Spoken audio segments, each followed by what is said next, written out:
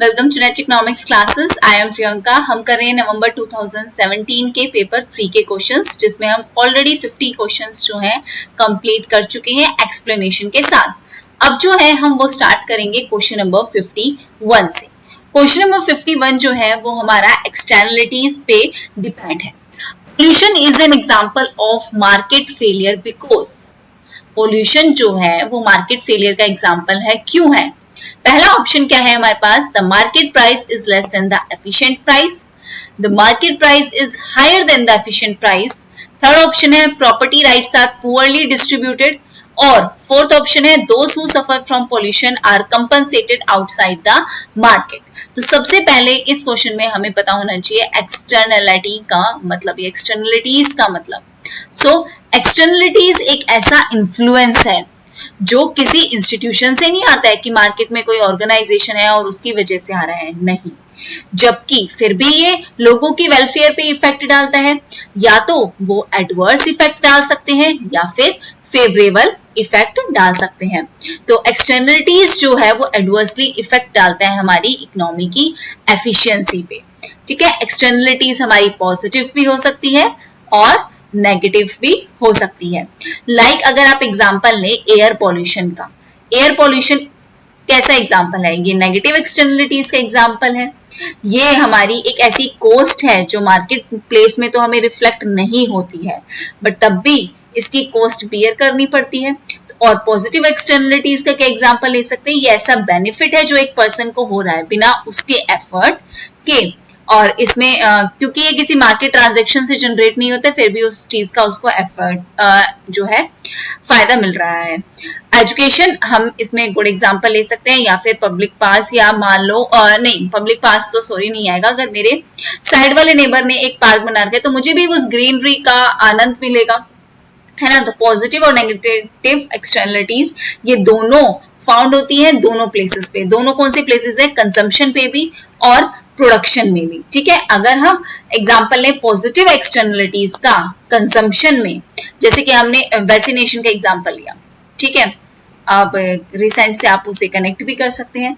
ये जो वैक्सीनेट है, इस किसी एक इंडिविजुअल को इस वैक्सीन से तो फायदा होगा नहीं, ऑब्वियस सी बात है, पूरी सोसाइटी इससे प्रोटेक्ट होगी। और नेगेटिव एक्सटर्नलिटीज का हम एग्जांपल ले सकते हैं, जैसे कि नॉइजी कोई मोटर बाइक आपके जा रही है एरिया से, जिसकी वजह से डिस्टरबेंस क्रिएट हो रही है, तो वो नेगेटिव एक्सटर्नलिटीज इन कंजम्पशन का एग्जांपल होगा। ठीक है, उसके बाद हम प्रोडक्शन का एग्जांपल ले तो पॉजिटिव एक्सटर्नलिटीज प्रोडक्शन में हम ले सकते हैं बी हाइव का एग्जांपल ले सकते हैं। बी हाइव का ये जो है हनी प्रोड्यूस कर रहे हैं owner for the owner, but ये ऑल्सो हेल्प कर रहे हैं किसकी? इन द पॉलिनेशन, पॉलिनेशन में हेल्प कर रहे हैं, पॉलिनेशन ऑफ प्लांट्स में।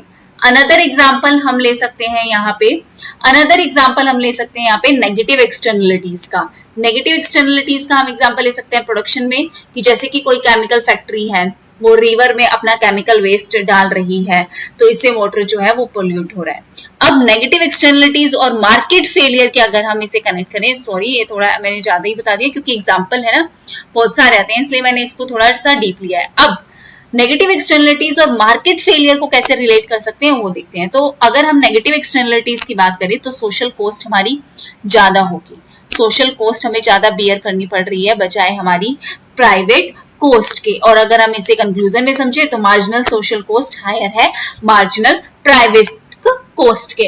और एक्चुअल आउटपुट जो प्रोड्यूस्ड हो रहा है बाय द नेगेटिव एक्सटर्नलिटीज, ये इंडस्ट्रीज जो है क्रिएट कर रही हैं, और ये सोशल कॉस्ट को तो देखता ही नहीं है, सिर्फ अपने फायदे को देखेगा। तो कॉम्पिटिटिव इक्विलिब्रियम किस में आएगा? क्या रिजल्ट देगा कॉम्पिटिटिव अगर इक्विलिब्रियम आती है सिचुएशन? तो एफिशिएंट आउटपुट हमारा जो है वो जनरेट होगा less than the efficient market price. इसलिए ऑप्शन 1 यहाँ पे सही होगा, that market price is less than the efficient price. Okay, इस सिचुएशन में हम कह सकते हैं कि market it falls short of the actual marginal social cost of the product. ठीक है, नेक्स्ट क्वेश्चन पे चलें। नेक्स्ट क्वेश्चन है हमारा, for goods that are unrelated in consumption efficiency requires that tax rate भी इनवर्सली प्रोपोर्शनल होने चाहिए to the elasticity of demand. Tax rates जो है वो इनवर्सली प्रोपोर्शनल होने चाहिए किसके? इलास्टिसिटी ऑफ डिमांड के। और वो भी कौन सी unrelated in consumption, related goods की बात नहीं होगी। ऑप्शंस क्या है? द बेनिफिट रिसीव्ड प्रिंसिपल, ये डेफिनेशन किसकी है? सेकंड क्या है? The second best principle. Third क्या है हमारा? Inverse elasticity rule. और फोर्थ है हमारा रामसे रूल। तो बात करें इसकी, तो ये जो लिटरेचर एक तरीके से लिटरेचर था, जिसमें किस पे था ये लिटरेचर? ये ऑप्टिमल टैक्सेशन पे एक लिटरेचर था जो हाईली टेक्निकल है इन द टर्म्स, और इसमें कंट्रीब्यूशन जो है वो दिया था रामसे ने, ठीक है, मिरलेस ने। सिर्फ एक इकोनॉमिस्ट तो किसी थ्योरी को नहीं बनाता ना, उसमें आगे भी डेवलपमेंट होती है, तो इसलिए दो चार इकोनॉमिस्ट के नाम आते ही हैं। और बैच करके कोई है पर्सन, एग्जैक्टली मुझे नहीं पता, हाँ मतलब मुझे याद नहीं है शायद, कि योर बैच और रामसे और मिरलेस, ये तीन बंदे थे जिन्होंने अपनी अपनी थ्योरी दी थी, ऑप्टिमल टैक्सेशन पे अपना अपना कंट्रीब्यूशन दिया था। बेसिक प्रॉब्लम क्या थी ऑप्टिमल टैक्सेशन की? कि ऐसा टैक्स रेट चूज करना जिससे एक मिनिमम जो है लॉस हो। मिनिमम लॉस हो किसका? एक इंडिविजुअल की यूटिलिटी पे, ठीक है। हम ऐसा ही टैक्स डिसाइड करना चाहते हैं कि किसी इंडिविजुअल की यूटिलिटी पे उसे मिनिमम लॉस हो। सब्जेक्ट, लेकिन हम किस चीज को ध्यान रखेंगे? गवर्नमेंट जो है वो रिवेन्यू भी अर्न कर पाए। अब ऐसा तो नहीं है कि इतना ही भला कर दो कि खुद का तो कुछ हो ही नहीं रहा है, गवर्नमेंट रिवेन्यू अर्न नहीं करेगी तो आगे एक्सपेंडिचर कैसे करेगी? बिल्कुल नहीं कर पाएगी। तो रामसे रूल ने इस चीज को जो एक्सेस बर्डन है उसको मिनिमाइज करने के लिए बोला था प्रोपोर्शनल रिडक्शन होना चाहिए कंपनसेटेड डिमांड में, जिसकी वजह से जो टैक्स पे जो हम टैक्स पे इम्पोज करते हैं, मतलब टैक्स इम्पोज करते हैं, वो सेम होना चाहिए फॉर द ऑल गुड्स। और दो इंपॉर्टेंट एस्पेक्ट्स भी उन्होंने उसमें दिए थे। और सेकंड रूल उन्होंने बताया था इनवर्स इलास्टिसिटी रूल, जो ये बताता है जिस पे ये क्वेश्चन है, इनवर्स इलास्टिसिटी, जो बताता है that tax rate should be inversely related, inverse negative relation होना चाहिए, inversely related with the elasticity of demand, ठीक है। और ये रूल बताता है कि अगर एक्सेस बर्डन डायरेक्टली वेरी करेगा इलास्टिसिटी से, इसका मतलब है कि उसने ज्यादा ही टैक्स जो है वो इम्पोज होंगे। तो अगर हम इसकी बात करें तो रामसे रूल ऑप्शन 4 हमारा बिल्कुल सही होगा, जिन्होंने inverse relation with the elasticity of demand के बारे में बताया था। अकेले इन्होंने नहीं बताया था, उसमें यूबेच, ऑरबैट और मिरलेस भी थे, ठीक है। Next question, a forward shift tax will effect, ये क्वेश्चन तो बहुत बार आ चुका है। फॉरवर्ड शिफ्टेड टैक्स किस पे इफेक्ट डालेगा? बायर और सेलर पे इक्वली, सेलर पे ज्यादा बायर पे कम, गवर्नमेंट रिवेन्यू नेगेटिवली हो जाएगा, या फिर बायर पे ज्यादा सेलर पे कम। तो अगर बैकवर्ड शिफ्ट आता है तो वो सेलर पे जाएगा, और फॉरवर्ड शिफ्ट आ रहा है तो वो बायर पे जाता है, ठीक है। ऑप्शन 4 हमारा यहाँ पे बिल्कुल सही होगा। नेक्स्ट क्वेश्चन हमारा 54, the case for progressive tax rate rest on benefit received, cost of service, ability to pay, या फिर none of the above. Progressive tax की यहाँ पे बात हो रही है। प्रोग्रेसिव टैक्स की अगर हम बात करें तो किसकी बात होगी? एबिलिटी टू पे प्रिंसिपल। ये भी क्वेश्चन हमने पहले किया है। एबिलिटी टू पे प्रिंसिपल लिखा हुआ आता है कभी कभी, या फिर खाली एबिलिटी टू पे भी आता है। सो मींस ऑप्शन 3 हमारा क्या होगा? यहाँ पे सही होगा। नेक्स्ट क्वेश्चन तो बहुत ही आसान है। प्राइमरी डेफिसिट को हम कैसे मेजर करते हैं? Fiscal deficit minus interest payment, budget deficit minus interest payment, budget deficit plus total revenue, या फिर total revenue expenditure minus total revenue receipt. तो सबसे आसान क्वेश्चन शायद यही है इसमें, fiscal deficit minus interest payment, 12th class में भी आया है, ठीक है। Which of the following is not correctly matched? चलते हैं 56 क्वेश्चन पे, कौन सा करेक्टली मैच नहीं है। ये जो प्लान है और स्ट्रेटेजी है बिल्कुल ध्यान में रखना। क्वेश्चन जो है अधिकतर वो 8th 5 ईयर प्लान से आता है, ठीक है। 11th में इंक्लूसिव ग्रोथ की बात हुई थी, बिल्कुल सही है। सेकेंड 5 ईयर प्लान में हैवी इंडस्ट्रीज पे इन्वेस्टमेंट करो, इसकी बात हुई थी। थर्ड 5 ईयर प्लान में एक बैलेंस्ड ग्रोथ की बात हुई थी। और 8th 5 ईयर प्लान की अगर हम बात करें तो यहाँ पे सेंट्रली प्लान्ड मार्केट की बात हुई थी, और यहाँ पे इंडिकेटिव प्लानिंग थी। ये क्वेश्चन भी आता है कि प्लानिंग यहाँ पे कैसी थी। सो it is an indicative planning plus it have a centrally planned market की बात हुई थी यहाँ पे, ठीक है। ये चीज थोड़ा ध्यान रखना कि 8th 5 ईयर प्लान के बारे में किसकी बात हुई थी? इंडिकेटिव प्लानिंग की। ये क्वेश्चन आ चुका है, तो यहाँ पे इनकरेक्ट की बात करें तो ऑप्शन 4 हमारे यहाँ पे क्या होगा? सही होगा। ये जो है वो इनकरेक्ट है। नेक्स्ट चलते हैं अगले क्वेश्चन पे 57, who amongst the following economist have majorly contributed TFP total factor productivity studies in Indian context. Indian context की बात करें तो BN गोल्डर, A विरमानी, DK दास और A सेन। कौन से ने अपना मेन कंट्रीब्यूशन दिया था। ठीक है, ऑप्शंस हमारे पास है, हमें करेक्ट कोड चूज करना है, कौन सा इनमें से जो है वो करेक्ट है। ठीक है, इनमें से हमारा कौन सा जो है वो करेक्ट होगा। तो इसके ऊपर है ना बहुत सारी स्टडीज हुई थी टीएफटी पे, टोटल फैक्टर प्रोडक्टिविटी पे, और इस पे कई सारी वो भी थी, जैसे एक थी ढोलकिया एंड ढोलकिया, ढोलकिया एंड ढोलकिया करके कुछ था एक, और एक प्रधान और बरीक के बीच में था। सो अगर हम इसकी बात करें टोटल टीएफपी पे, तो India register for the India, हमें इंडियन के कॉन्टेक्स्ट में देखना है तो काफी कम ऐसी स्टडीज थी जो इसके ऊपर आई हैं, बहुत ही फ्यू स्टडीज हैं, और इनमें जो है मेन अगर किसी का रोल रहा हो तो वो शिवा सुब्रमण्यम थे, एक उनका रोल था, बिरमानी जो थे उनका रोल था, बोसवर्थ बिरमानी थे उनका भी रोल था। दो जने थे, एक तो बिरमानी थे, एक बोसवर्थ बिरमानी थे, गुप्ता थे, दास थे, जिन्होंने एक तरीके से एग्रीगेट लेवल से इस चीज को जो है वो शो किया था, इसकी स्टडी के बारे में अपना मेन कंट्रीब्यूशन दिया था। बीएन कोल्डर थे, ए बिरमानी थे और डी के दास थे। एक ए सेंट का इसमें ना नहीं आएगा। ठीक है, ऑप्शन हमारे ए बी सी सही होंगे, दैट मीन्स हमारा ऑप्शन थर्ड जो है वो बिल्कुल करेक्ट होगा। That means option third is correct. Next question number 58 पे चलते हैं। Consider the following statement in relation to gender budgeting. Gender budgeting के बारे में मैंने पब्लिक फाइनेंस में भी एक्सप्लेन किया है और इससे रिलेटेड क्वेश्चन आए हैं, वहां पे भी हमने किए थे। एक बार पब्लिक फाइनेंस की वीडियो जरूर देख के जाना, बिकॉज पब्लिक फाइनेंस में मैंने सारे करंट अफेयर्स भी इंक्लूड किए हैं। जैसे एक बहुत ही इंपॉर्टेंट क्वेश्चन जरूर देखना, fiscal deficit as percentage of GDP, primary deficit as percentage of GDP, ये मैंने टेलीग्राम पे भी सेंड कर रखा है, तो एक बार जाने से पहले मैं टेलीग्राम पे डेली करंट अफेयर्स जो आपको दे रही हूँ वो पढ़ के एक बार जरूर जाना। ठीक है, और जरूर से जरूर नेशनल एजुकेशन पॉलिसी के बारे में भी पढ़ना। ठीक है, 2020 national education policy, new education policy के बारे में जरूर पढ़ना। ठीक है, तो जेंडर बजटिंग में gender analysis of the budget, preparing a separate budget for women, women's के लिए सेपरेट बजट बनता है कहीं, बिल्कुल गलत। Government of India adopted gender budgeting in 5-6, बिल्कुल सही। जेंडर एनालिसिस बिल्कुल सही। सो ऑप्शन हमारे ए और सी सही होंगे, इसके अकॉर्डिंग हमारा सेकेंड ऑप्शन जो है वो बिल्कुल सही होगा। Option B is correct. ठीक है, नेक्स्ट क्वेश्चन पे चलते हैं। Arrange the following indices chronological order and answer the code given below. हमें इन्हें क्रोनोलॉजिकल ऑर्डर में लगाना है, और क्रोनोलॉजिकल ऑर्डर की बात करें तो सबसे लेटेस्ट या सबसे पुरानी अगर हम बात करें तो वो आई है ह्यूमन डेवलपमेंट इंडेक्स, जो आया है 1990 में। उसके बाद अगर हम बात करें तो हम आई है हमारी कैपेबिलिटी पॉवर्टी मेजर 1996 में।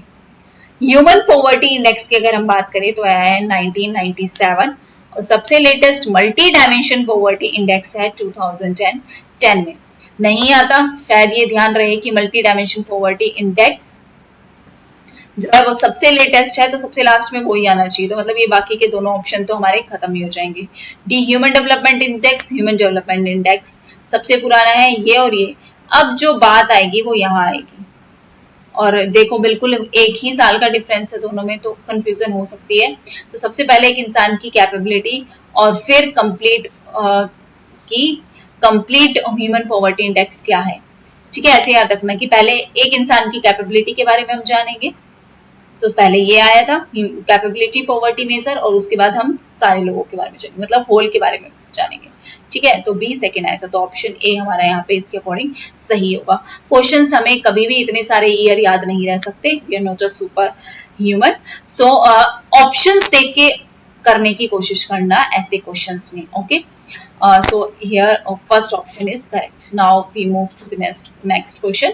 Which organization in India has been given the responsibility to monitor the progress of sustainable development goal? Already कर चुके हैं, RBI, CSO, नीति आयोग या नेशनल सैंपल सर्वे। कौन सी ऐसी ऑर्गेनाइजेशन है जो कि हमारी सस्टेनेबल डेवलपमेंट गोल के बारे में बात करती है? तो according to that NITI Aayog is the correct answer. Planning commission था जिसका पहले नाम। ठीक है, ऑप्शन सी हमारा करेक्ट होगा। अब चलते हैं अपने नेक्स्ट क्वेश्चन पे। Which of the following does not come under the small saving schemes as per the government? Government के अकॉर्डिंग एसएसएस में कौन सी नहीं आती? Post office deposit, PPF, Jan Dhan account या सुकन्या समृद्धि योजना? तो जनधन अकाउंट हमारा स्मॉल सेविंग स्कीम्स में नहीं आता है, इसके बारे में पढ़ा भी होगा। ये स्कीम थी, बहुत सारे अकाउंट्स ओपन हुए थे, तो इसके बारे में तो काफी डिस्कशन हुआ था। ऑप्शन थर्ड हमारा बिल्कुल सही है। Next question, which one of the following scheme provide up to 2 lakh accidental death insurance to the people in the age group 18 to 70? Atal pension Yojana, Pradhan Mantri Jeevan Jyoti बीमा योजना, प्रधानमंत्री सुरक्षा बीमा योजना और अटल जीवन बीमा योजना। तो इस सारी योजना भी एक बार पढ़ लेना, मैं ऑलरेडी सेंड भी कर चुकी हूँ टेलीग्राम पे, तो एक बार पढ़ के जाना सारी योजना, ठीक है। ऑप्शन थर्ड हमारा यहाँ पे सही है। प्रधानमंत्री सुरक्षा बीमा के अकॉर्डिंग एक्सीडेंटल डेथ की इंश्योरेंस का अमाउंट है 2 lakh rupees. Okay, option third is correct. Now we have the questions related to assertion and reason, जो काफी डिफिकल्ट रहते हैं एक तरीके से, क्योंकि इसमें हमें पता ही सही में अगर हम ध्यान से ना पढ़े ना तो हमें पता नहीं चलेगा। सो ऐसे क्वेश्चंस को और भी ज्यादा ध्यान से पढ़ना चाहिए। पहला अगर हम देखें, पहला assertion, public utilities do not opt for profit maximization policy. Public utilities जो है वो ऑप्ट नहीं करती है, किसके लिए? उनकी पॉलिसी प्रॉफिट मैक्सिमाइजेशन की नहीं होती है, जिसकी वजह से it would lead to under utilization of capacity, जिसकी वजह से हम चीजों को अच्छे से यूज नहीं कर पाते, क्योंकि हमें प्रॉफिट कमाने का कोई हमारा रोल नहीं होता है। तो बातें तो ये दोनों ही सही हैं कि हमारे कई ऐसी चीजें हैं जो हम एफिशिएंटली यूज कर सकते हैं ज्यादा अच्छे से, लेकिन नहीं कर पा रहे हैं। लेकिन इस चीज का रीजन ये थोड़ी ना होगा कि public utility do not opt for profit maximization policies. Public utilities जो होती है वो प्रॉफिट मैक्सिमाइजेशन पॉलिसी के लिए नहीं ऑप्ट करती हैं, ठीक है। वो सोशल वेलफेयर के लिए मेनली ऑप्ट करती हैं, ठीक है। सो हमारे यहाँ पे बातें तो दोनों ही सही हैं, both A and B are correct. But अगर हम बात करें इसका रीजन जो है वो करेक्ट नहीं है, ये इसका रीजन नहीं है। पब्लिक यूटिलिटीज की अगर हम बात करें तो पब्लिक यूटिलिटीज का मतलब क्या होता है? मतलब जो यूजफुल हो, प्रॉफिटेबल हो, बेनिफिशियल हो, ठीक है। लाइक एक ऑर्गेनाइजेशन है, वो कम्युनिटी को इलेक्ट्रिसिटी, गैस सर्विसेज प्रोवाइड कर रही है, वो हो सकता है। पब्लिक यूटिलिटीज वो फॉर्म होती है, जैसे नेचुरल मोनोपोली का हम एग्जांपल लेना तो उसका सिनोनिम हम इसे बोल सकते हैं, ठीक है। और पब्लिक यूटिलिटीज जो होती है वो मेनली गुड्स सप्लाई करती है, सर्विसेज सप्लाई करती है, water, electricity, telephone, natural gas, ये सब चीजें जो है सप्लाई करती हैं, ठीक है। पब्लिक यूटिलिटीज की अगर हम बात करें, ये वो अंडरटेकिंग्स हैं जो हमें नेसेसरी सर्विसेज प्रोवाइड करती हैं। नेसेसरी सर्विसेज हमारे लिए इलेक्ट्रिसिटी बहुत नेसेसिटी है, वाटर नेसेसिटी में है, इलेक्ट्रिसिटी गैस नेसेसिटी में है, ट्रांसपोर्ट नेसेसिटी में है। So option A and B are correct, but R is not the correct explanation of A. B यहाँ पे करेक्ट होगा। Now moving to the next question, the existence of industries with an increasing return to scale create an additional opportunity to gain from trade. और reason क्या है? By specializing in a smaller number of industries, countries can produce more in each industry and the cost of production will therefore fall. Cost of production हमारी fall करती है, ये इसका reason यहाँ पे गिवन है। देखो सबसे पहले हमें क्या दे रखा है कि जो एग्जिस्टेंस है इंडस्ट्रीज की with an increasing return to scale, it creates an additional opportunity. ये हमारे लिए एक एडिशनल, इंडस्ट्रीज के लिए एक एडिशनल अपॉर्चुनिटी क्रिएट कर सकती है कि वो ट्रेड से गेन कर सके। इंक्रीजिंग रिटर्न टू स्केल तो आपने पढ़ा ही होगा सब में। When we are combining fixed factor with the variable factors, then the production first increases at the increasing rate, then at constant and then decreases, ठीक है। ये था हमारा increasing return to scale.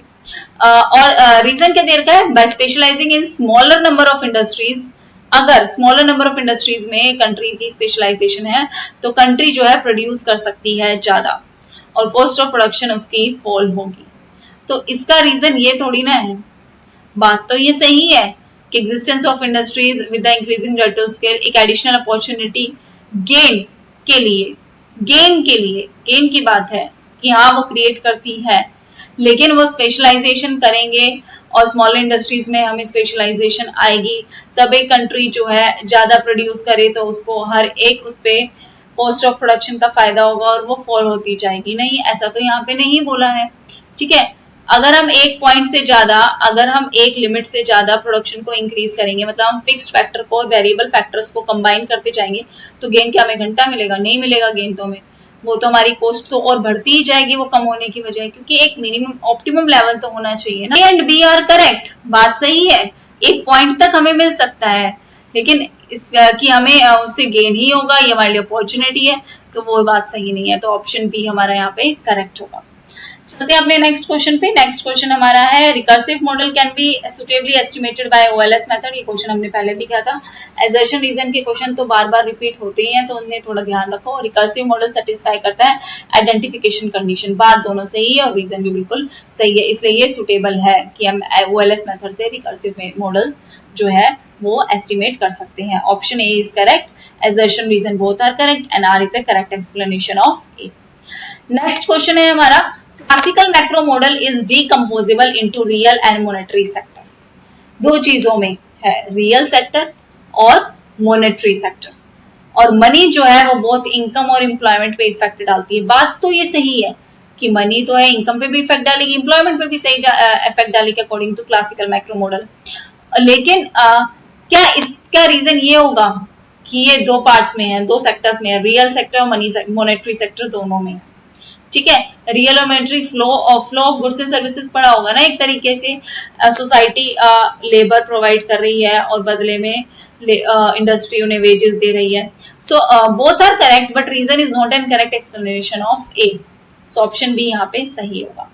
Next हमारा न्यूमेरिकल बेस्ड क्वेश्चन है, इसे हम बिल्कुल लास्ट में करेंगे, यहाँ पे इतना स्पेस भी नहीं है। ये हमें दे रखा है short run total cost function और प्राइस हमें दे रखा है।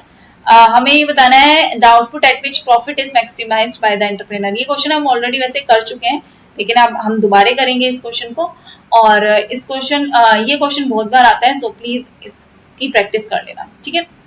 नेक्स्ट पे चलते हैं, इसको लास्ट में करेंगे। Given the market model with the demand and supply function, हमें डिमांड फंक्शन गिवन है, सप्लाई फंक्शन गिवन है, हमें कंडीशन बतानी है स्टेबल इक्विलिब्रियम की, हमें कंडीशन बतानी है किसकी, स्टेबल इक्विलिब्रियम की। तो ये हमारा 68 नंबर का क्वेश्चन है। यस, हाँ, सप्लाई जो है ये अगर हम बात करें तो ये फेमस कोबवेब मॉडल जो है, जो इज़ेकी एंड वेग्यू ने डेवलप किया था, जो यूज किया जाता है for the explanation of the unstable performance. Unstable performance होती है इन द एग्रीकल्चर सेक्टर, तो अनस्टेबल परफॉर्मेंस के कारण इसे जो है एक्सप्लेन किया गया।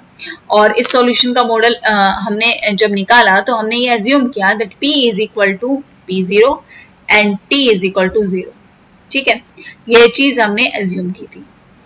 यहाँ पे अगर हम इसकी बात करें तो हमारी दो चीजें सामने निकल के आई थी कि एक स्टेबल इक्विलिब्रियम की तरफ हम कब जाएंगे। स्टेबल इक्विलिब्रियम किसमें, प्राइस में और क्वांटिटी में, है ना। वो हम कब जाएंगे, जब हमारा this A upon A is less then 1, तो हम अनस्टेबल इक्विलिब्रियम की तरफ जाएंगे। और अब हम अनस्टेबल इक्विलिब्रियम की तरफ कब जाएंगे, जब ये हमारा होगा लेस, ठीक है। क्वेश्चन हमारा किसकी बात कर रहा है, the condition for stable equilibrium, मतलब लेस देन 1 होना चाहिए। लेस देन 1 अगर हम यहाँ पे किसी ऑप्शन में देखें तो इस ऑप्शन में है और इस ऑप्शन में है ना, इन दो ऑप्शंस में हमारा जो है वो लेस देन 1 की बात हो रही है। तो अकॉर्डिंग टू दैट हमारा सी ऑप्शन सही होगा। ये तो बनेगा ही नहीं, अगर हम इसको सॉल्व करें तो ये तो बनेगा ही नहीं ना। ये बहुत बड़ी कंडीशन है जिसमें हम पूरा डिफरेंशिएट करके चीजों को निकालते हैं, तो उतना तो हम अभी समझ नहीं सकते हैं बिल्कुल बेसिक से। सो अभी के लिए इतना याद रखिए कि that is the less than 1। ये सिचुएशन आपको इस तरीके से भी दे दिया जा सकता है, ऐसा भी है कि आपको ऐसे भी दे दे, तो ये दोनों ही चीजें हमारी सही होंगी। ओके, सो ऑप्शन सी यहाँ पे बिल्कुल करेक्ट होगा। Next, the production function in input-output analysis propounded by W. Leontief has implied the value of elasticity of substitution between inputs, that is 1, 0, constant and infinity. तो इसके बारे में अगर हम बात करें कि जो प्रोडक्शन फंक्शन है इनपुट आउटपुट एनालिसिस जो हमारी हुई है, उसमें अगर हम लियोंटिफ के अकॉर्डिंग देखें तो उन्होंने इलास्टिसिटी ऑफ सब्स्टिट्यूशन जो इनपुट्स के बीच में है वो कितना रखा है, 0 रखा है, ठीक है। इलास्टिसिटी ऑफ सब्स्टिट्यूशन कितना है, 0 है। Next for a demand function, demand function हमारा गिवन है और इसे हमें सॉल्व करना है। तो हमें यहाँ पे price elasticity of demand at Q is equal to 4, इसको भी हम लास्ट में सॉल्व करेंगे या इसको यहीं पे ही सॉल्व कर लेते हैं। देखो हमारा क्वेश्चन इलास्टिसिटी ऑफ डिमांड की अगर हम बात करें तो इलास्टिसिटी ऑफ डिमांड हमारा इनमें कैसे निकलता है, differentiation with respect to quantity with respect to price multiply by price divided by quantity, ये हमारा इलास्टिसिटी का फॉर्मूला रहेगा। ठीक है, यहाँ पे हमारा Q इज इक्वल टू 4 है। स्टेटमेंट लिखते हैं, P हमें कितना गिवन है 16 minus Q minus 0.5 Q square, ये हमारी स्टेटमेंट है।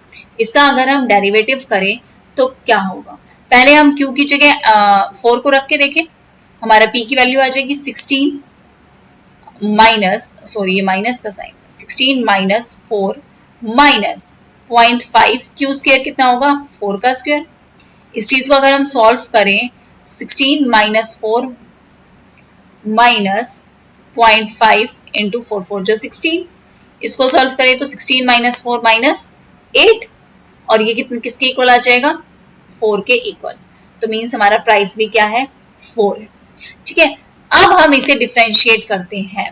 ठीक है, here P is equal to 16 minus Q minus 0.5 Q square। ठीक है, अब हम इसे with respect to dP upon dQ अगर हम इसे निकाल रहे हैं तो 16 का तो 0 होगा, Q का क्या हो जाएगा -1, माइनस ये आगे मल्टीप्लाई हो जाता है तो ये हो जाएगा 1.0 लिख लो इज इक्वल टू Q, ये हमारा आ गया है dP अपॉन dQ। ये वैल्यू हमारी आ गई है dP अपॉन dQ, और यहाँ पे क्वेश्चन में Q हमारा कितना गिवन है 4, तो Q हमारी कितनी गिवन है 4 यहाँ पे, तो therefore dP upon dQ is equal to -1, और यहाँ पे Q की जगह हमने क्या रख लिया, Q की जगह 4 और 4 को 1 से मल्टीप्लाई किया तो 4 आया, तो ये आंसर कितना आ गया -5। अब dP अपॉन dQ कितना है -1/5। ठीक है, -1/5। इलास्टिसिटी ऑफ डिमांड की अगर हम बात करें तो इस फॉर्मूले में पुट कर दो, माइनस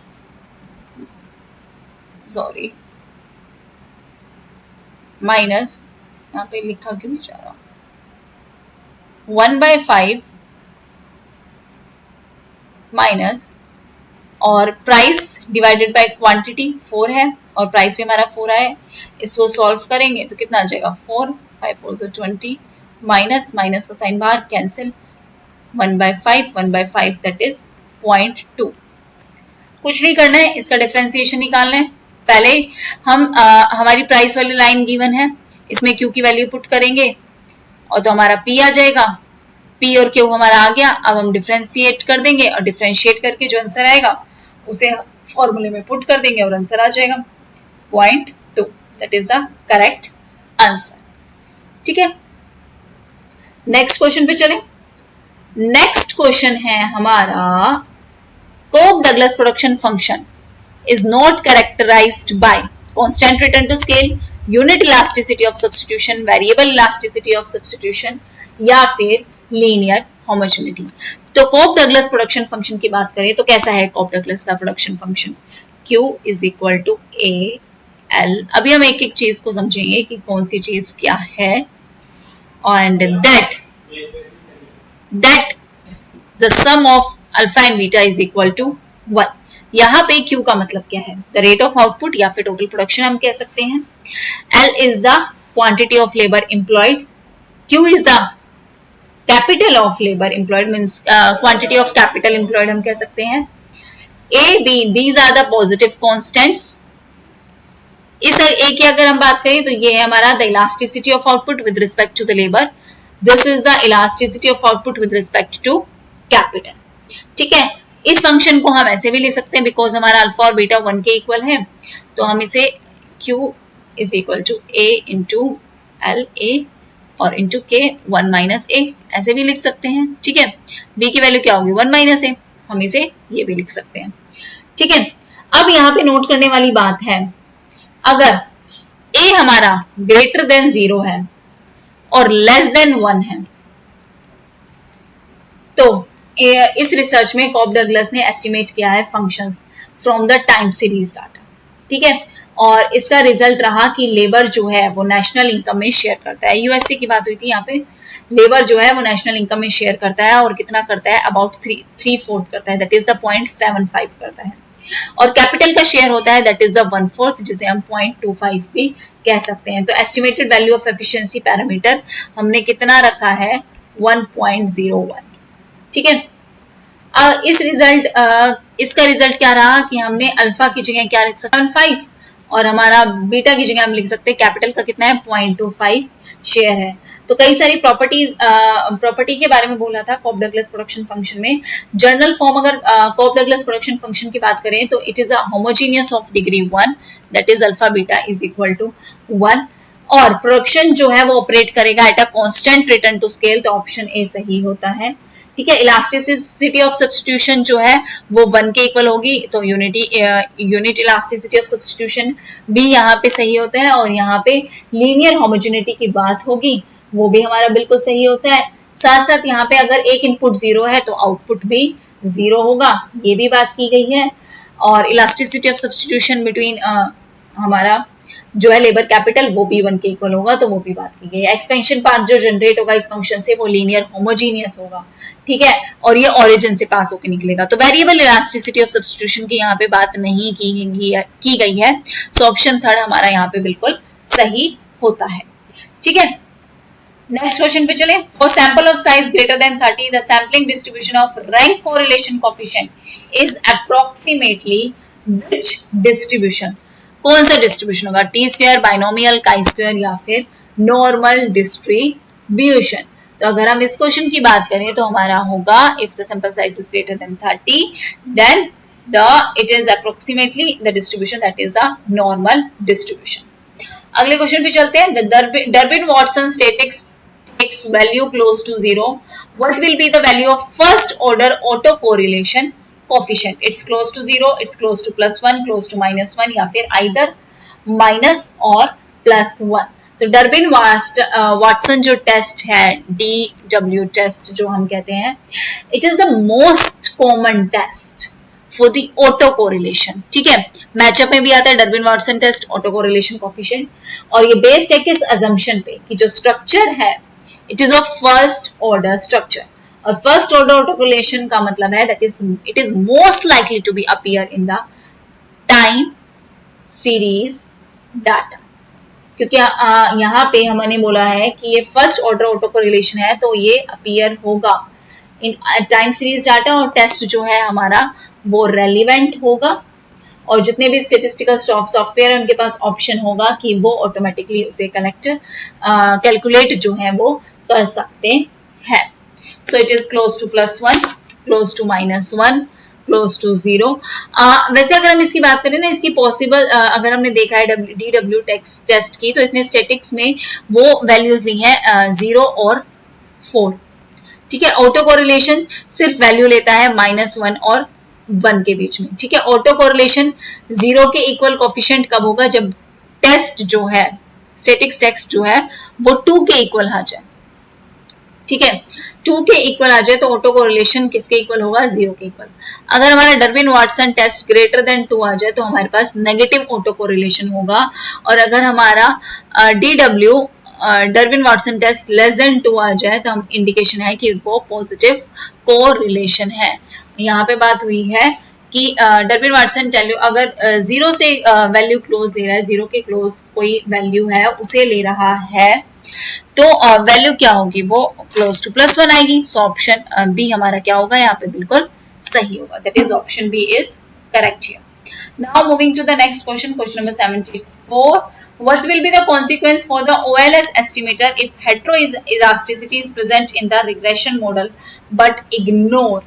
अगर वो प्रेजेंट है और उसे इग्नोर किया जा रहा है तो it will be biased, it will be inconsistent, it will be inefficient या फिर और, तो वो इनएफिशिएंट होगी। अगर है और फिर आप उसे इग्नोर कर रहे हो तो वो इनएफिशिएंट जो है रिजल्ट देगी। नेक्स्ट हमारा most important matchup talks Durbin Watson, Fisher abstains, Granger tests, causality बहुत बार आ चुका है। डर्बिन वाटसन अभी क्या है, auto correlation. Fisher's F test है और क्योक्स है। तो फिशर्स एफ टेस्ट का टेस्ट ऑफ ओवरऑल सिग्निफिकेंस की बात करते हैं, क्योक्स है लैग्ड वेरिएबल। ठीक है, ये हमारा बिल्कुल सही हुआ। अब हम एक क्वेश्चन है जो हमने ऊपर छोड़ दिया था, एक न्यूमेरिकल क्वेश्चन है। ठीक है, क्वेश्चन हमारा था 67 हमारा वो क्वेश्चन था और वो क्वेश्चन था हमारा कि एक एंटरप्रेनर का short run total cost function हमें दे रखा है, that is total cost function, short run total cost function हमें गिवन है, दैट इज Q3 Q की power 3 minus 10Q square plus 17Q 66, ये हमारा क्वेश्चन है। If P is equal to 5, what is the output at which the profit is maximized by the entrepreneur? Entrepreneur जो है वो maximum profit earn कर सके, ऐसी कौन सी सिचुएशन, ऐसा कौन सा आउटपुट होगा? ये हमारा क्या है, टोटल कॉस्ट फंक्शन हमें गिवन है। टोटल प्रॉफिट की बात करें तो प्रॉफिट क्या होता है, total revenue minus total cost, ये हमारा प्रॉफिट होता है। टोटल कॉस्ट तो हमारी गिवन है, हमारे पास क्वेश्चन में टोटल रिवेन्यू गिवन नहीं है। टोटल रिवेन्यू क्या होता है, quantity multiply by price. Price हमें गिवन है 5, क्वांटिटी हमें गिवन नहीं है, तो हम मान लेते हैं Q5 जो है वो हमारा total revenue. Total revenue is equal to Q5 quantity multiply by price. तो total revenue minus total cost की अगर हम बात करें तो टोटल रिवेन्यू, एक second, total revenue Q5 minus हमारी टोटल कॉस्ट। टोटल कॉस्ट हमारी क्वेश्चन में गिवन है Q3 minus 10Q square plus 17Q plus 66, ये हमारा total revenue minus total cost हमने कर दिया है। अब इसको सॉल्व कर लेते हैं। 5Q minus Q3 minus minus plus 10Q square minus plus minus 17Q minus plus minus, that is the 66।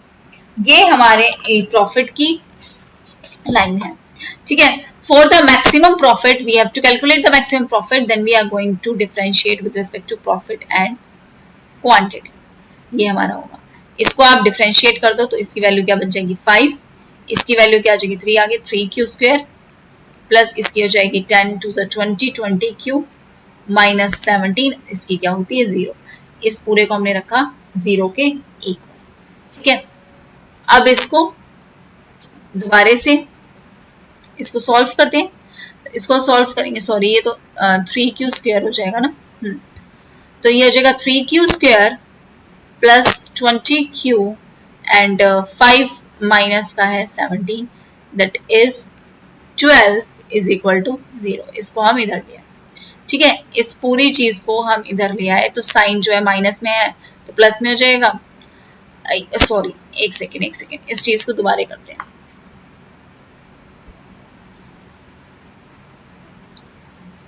Eraser, इस चीज को हम दोबारा करते हैं, ठीक है। कुछ गड़बड़ हो गई है यहाँ पे, साइन की गलती हो गई मुझे लग रहा है। यस, सो अब हम इसे दोबारा करते हैं। हमने किया इसको ऐसे, हमने सिर्फ किया 5 minus 3Q square plus 20Q minus 70 is equal to 0। अब हम ये फुल डिजिट इस साइड लेके आ रहे हैं, तो ये माइनस का 3Q तो प्लस का 3Q स्क्वायर हो जाएगा, ये प्लस का 20Q माइनस का 20Q हो जाएगा, और ये हो जाएगा 12, 17 में से 5 के 12, और इसको हमने रखा 0 के इक्वल, ठीक है। अब 12 3 जा 36, तो 36 के ऐसे आप वेरिएबल्स ढूंढ लो, तो अगर हम 36 के लेके तो 18 2 जा 36 प्लस करने में 20 भी आ जाए, तो ये हमने किया 3Q square minus 18Q minus का 2Q प्लस का 12 इज इक्वल टू 0। अब हमारी यहाँ से दो वैल्यू आ सकते हैं, Q की वैल्यू 6 और Q की वैल्यू है 2/3। अब इतने तो आप समझदार हो कि इसको सॉल्व कर लोगे, दो वैल्यू निकाल लोगे। एक Q की वैल्यू आई 2/6 और एक Q की वैल्यू आई 6, एक की I 2/3। And for the maximum profit you are going to differentiate this, that is जो हमारी ये वैल्यू निकली थी 5 minus 3Q square plus 20Q minus 17 के, इसका हमने डबल डिफरेंशिएशन किया है, ठीक है। 5 की हो जाएगी 0, 3Q स्क्वायर की कितनी हो जाएगी माइनस का 6Q प्लस 20Q की क्या हो जाएगी 20 और 17 का 0। ये जो है हमारा लेस देन 0, ये आना चाहिए, और वो कब आएगा जब Q की वैल्यू रहेगी 6। देखिए minus 6 into 6 plus 20, that is 6 6 36 minus का 36 प्लस का 20, वैल्यू आ जाएगी लेस देन 0। अगर हम इसको 2/3 रखें और 2/3 भी रख के देख लेते हैं, माइनस का 6, क्यू की वैल्यू 2/3, प्लस का 20, दैट इज 3 2 जा माइनस माइनस प्लस, 2 2 जा 4, सॉरी माइनस और प्लस का 20, तो ये कितनी है? समझ में आ गया होगा कि एट द क्यूब जब हमारी क्वांटिटी 6 होगी तो हमारी कंडीशन जो है वो सेटिस्फाई कर जाएगी for the maximum profit, the answer हमारा होगा 6. Okay, this is all about paper 3 of November 2017. Hope you find it helpful and please like, share and subscribe. Keep smiling. हमेशा पढ़ते रहना और अच्छे से पढ़ाई करो और सारे previous year questions करो. Thank you very much everyone. Take care. Bye bye.